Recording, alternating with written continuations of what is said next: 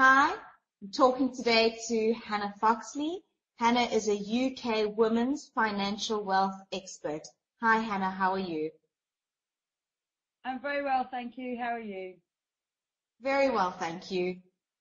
Hannah, as a woman's financial wealth expert, tell me a little bit about what it is that you do and in what areas you can step in and help people. I help women to protect and grow their wealth by giving down-to-earth financial planning advice. I'm both chartered and a fellow of the Personal Finance Society, and I've been practicing for 10 years.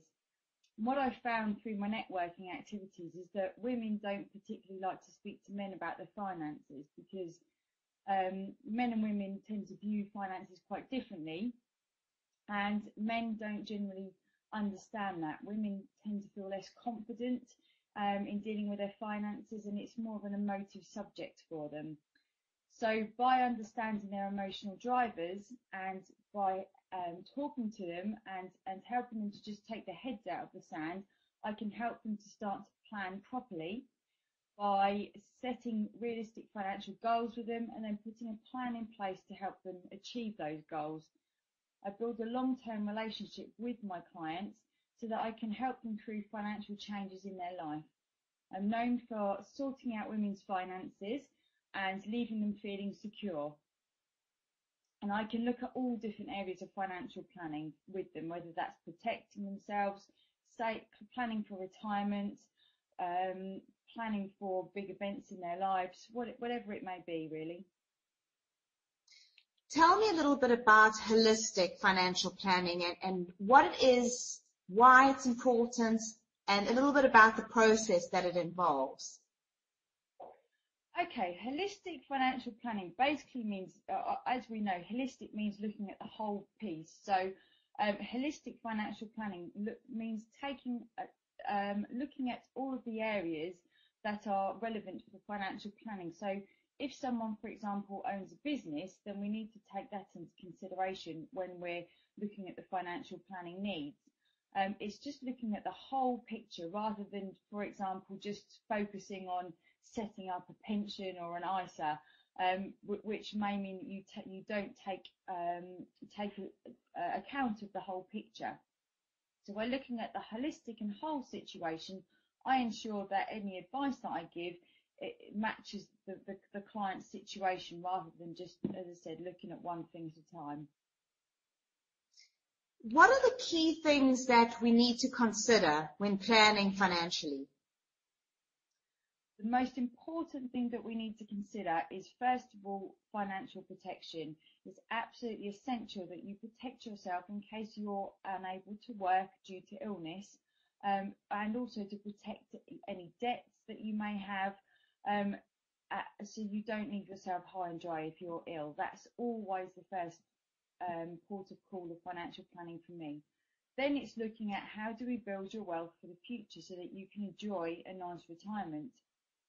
For example, in this country, a £500,000 pension fund, after taking tax-free cash for a woman, will currently only buy you an income of around about £20,000 a year, which really isn't very much.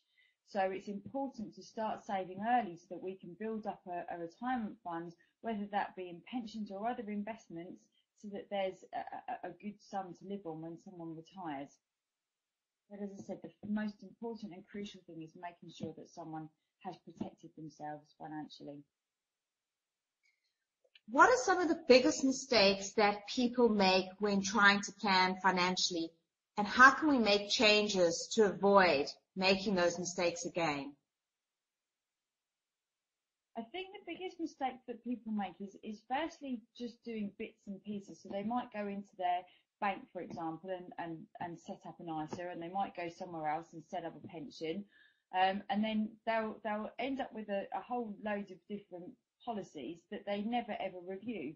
So a lot of people I speak to have got pensions that they set up 10 or 15 years ago and they've never reviewed it, so they have no idea how the funds are performing and what sort of charges they're paying. And again, with ISAs, they've never been reviewed either. And again, they may have taken out some protection policies for, say, when they first took a mortgage. That's all changed and the protection policy hasn't been reviewed.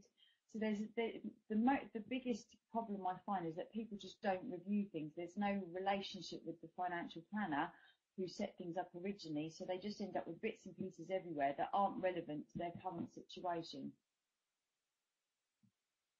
Tell me a little bit about what are the benefits of working with you in particular, and a little bit about the process, how you work with your clients. Okay, so the benefit of working with me is that, as I said, I will look at your whole financial situation and make sure that the first port of call that you've got protection in place. I then work with my clients and build a long-term relationship with them so that things are reviewed at least annually with them and as changes happen in their life.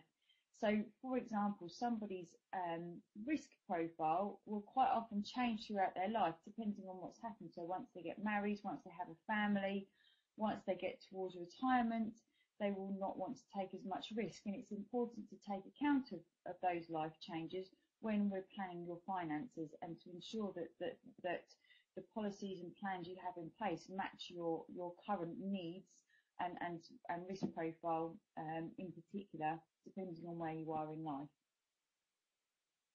And just one final question, just going back to the issue about the retirement, what do you think is the right age to start putting a plan in place for your retirement? As soon as you start working and you start earning money, you should be thinking about putting money away for retirement. The problem is that most young people, or most young women, when they start working, think, oh great, I've now got some money and I can afford to go and do nice things, and they think retirement's such a long way away that it's not something they want to think about straight away. But the earlier you start saving, the less stress you'll have later in your life when you suddenly realise that you're 10 years away from retirement, you've got nothing in place and you have to save huge amounts of money, which you can't realistically afford to do. So the earlier the better. Thank you, Hannah. Thank you so much for talking to me today. No problem.